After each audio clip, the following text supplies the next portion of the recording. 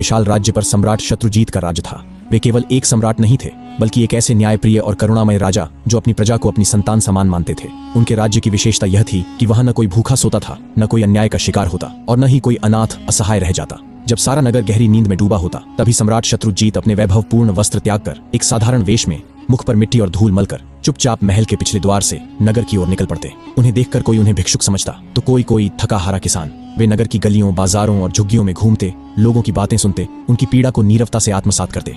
जहां कहीं किसी पर अत्याचार होता या कोई भूख प्यास से तड़पता दिखाई देता, सम्राट का हृदय विचलित हो उठता। और फिर अगली भोर जब वह राजसी पोशाक में अपने सिंहासन पर बैठते, तो रात में देखे गए अन्यायों का निवारण करते। जनता बस यही जानती थी कि उनका राजा अत्यंत दयालु है, परंतु कुछ विश्वसनीय मंत्रीगण ही इस गूढ़ रहस्य से अवगत थे कि सम्राट रातों में स्वयं नगर की दशा देखने निकलते हैं। यह केवल शासन करने का ढंग नहीं था, यह जनमानस के हृदय पर राज्य करने की कला थी। एक ऐसी ही शीतल रात्रि थी, मंद समीर चल रही थी, घरों के दीप बुझ चुके थे और सम्राट अपने गुप्त वेश में नगर की गलियों में विचर रहे थे। हर मोड़, हर छाया पर उनकी दृष्टि थी, कहीं कोई दुखी तो नहीं, कोई पीड़ित तो नहीं। इसी भ्रमण के मध्य जब वे एक संकरी और अंधेरी गली से गुजर रहे थे, तभी उन्हें धीमी धीमी फुसफुसाहटें सुनाई दी। वे ठिठक गए, सावधानी पूर्वक उन ध्वनियों की दिशा में बढ़े और देखा कि गली के एक कोने में 4 व्यक्ति बड़े रहस्यमय ढंग से आपस में कुछ चर्चा कर रहे हैं। वे छाया में छिपकर बातें सुनने लगे। वह चारों कोई और नहीं, नगर के कुख्यात चोर थे, रंगा, चमन, रतन और फकीरा। वे अगली चोरी की योजना बना रहे थे।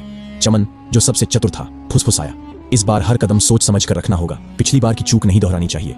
रतन बोला, इस बार शहर के सबसे धनी व्यापारी का माल हमारा होगा, वक्त की चाल पहचाननी होगी। फकीरा ने चारों ओर नजर दौड़ाई और सशंकित स्वर में कहा, धीरे बोलो, सुना है सम्राट ने अपने गुप्तचर छोड़ रखे हैं। कहते हैं वह स्वयं भी भेष बदलकर गलियों में घूमते हैं। तभी एक अन्य चोर व्यंग्य में हंसते हुए बोला, हाँ राजा, वह तो महलों में आराम करता होगा, हमसे मुकाबला करेगा। सम्राट चुपचाप सब सुन रहे थे। अब उन्हें निश्चय हो गया था कि नगर में फैली कई चोरियों के पीछे यही गिरोह है, किंतु प्रश्न यह था कि उन्हें रंगे हाथ कैसे पकड़ा जाए। रात्रि गहराती जा रही थी, गली वीरान थी, दूर कहीं कुत्तों के भौंकने की ध्वनि आ रही थी। सम्राट ने अब देर करना उचित नहीं समझा। उन्होंने अपनी मुद्रा बदली, चेहरे पर एक हल्की मुस्कान लाई और एक आवारा यात्री की भांति उन चोरों के पास पहुंचे। खांसते हुए बोले, अरे भाइयों, ये रात के सन्नाटे में किस शिकार की तैयारी हो रही है? अचानक अंधेरे में किसी अनजान की आवाज सुनकर चोर चौंक उठे, किंतु जब उन्होंने देखा कि वह एक थका हारा, मैले कपड़ों वाला सामान्य व्यक्ति है, तो उनका संदेह कुछ कम हुआ।